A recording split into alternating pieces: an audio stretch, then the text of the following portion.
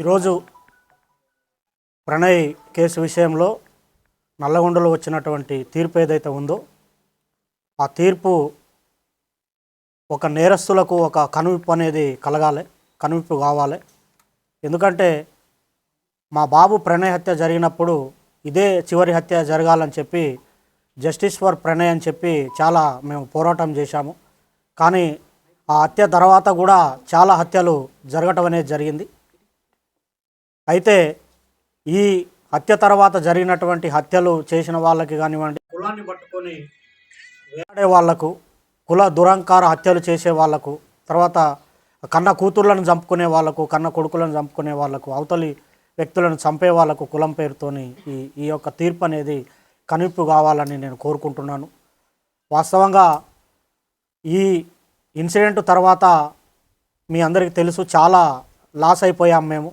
ఇప్పుడు మాకు కొడుకు లేకుండా పోయాడు, అమృతకి భర్త లేకుండా, తర్వాత నా మనవనికి తండ్రి లేకుండా పోయాడు. తర్వాత మారుతిరావు ఆయన అమృత ఫాదర్ ఆయన కూడా సూసైడ్ చేసుకున్నాడు. తర్వాత ఈ ఇందులో ఉన్నటువంటి 7 మందికి ఆ సుభాష్ శర్మకి ఉరిశిక్ష, తర్వాత మిగతా 7గురికి 6 మందికి జీవిత ఖైదు విధించడం అనేది జరిగింది. వారి కుటుంబాలు కూడా బాధపడుతూ ఉంటాయి. కాబట్టి ఎవరైతే ఈ సుపారీలు తీసుకొని హత్యలు చేసే వాళ్ళకి ఇది ఒక కనువిప్పు కావాలి.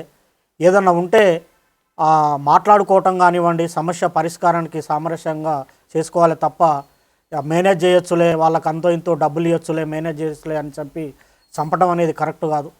ఈ కేసు విషయంలో మమ్మల్ని కూడా అనేక రకమైనటువంటి ప్రలోభాలు పెట్టినప్పటికి కూడా మేము ఎక్కడ లొంగకుండా న్యాయం జరగాలి, ఈ హత్యతోని మిగతా కుల హత్యలు ఆగిపోవాలని చెప్పి మేము పోరాటం అనేది చేయటం జరిగింది. 6.5 సంవత్సరాలు మేము ఎదురు చూసాము న్యాయం కోసం, మేము సాక్ష్యం చెప్పి. ఇందులో ముఖ్యమైనటువంటి పాత్ర పోషించినటువంటి అప్పటి డిఎస్పి శ్రీనివాస్ గారికి ప్రత్యేకమైన కృతజ్ఞతలు ఈ సందర్భంగా తెలియజేస్తూ ఉన్నాను. ఎందుకంటే సారు ఐఓగా చాలా గొప్పగా ఆ కేసును పకడ్బందీగా, చాలామంది మమ్మల్ని అన్నారు ఎందుకు కేసు లేట్ అవుతుంది, ఛార్జ్షీట్ లేట్ అవుతుంది, ఏదో జరుగుతుందని. కానీ సార్ మీద మేము నమ్మకం పెట్టుకొని ఉండటం వల్ల లేట్ అయినప్పటికి కూడా ఒక పకడ్బందీ 200 పేజీల ఛార్జ్షీటు, దాదాపు 100 మంది సాక్షులను పెట్టి ఛార్జ్షీట్ వేసి గట్టిగా కేసును పకడ్బందీగా చేశారు. తర్వాత దానికి సహకరించినటువంటి ఎస్పీ రంగనాథ్ గారికి కూడా ఈ సందర్భంగా ప్రత్యేకమైన కృతజ్ఞతలు తెలియజేస్తూ ఉన్నాను.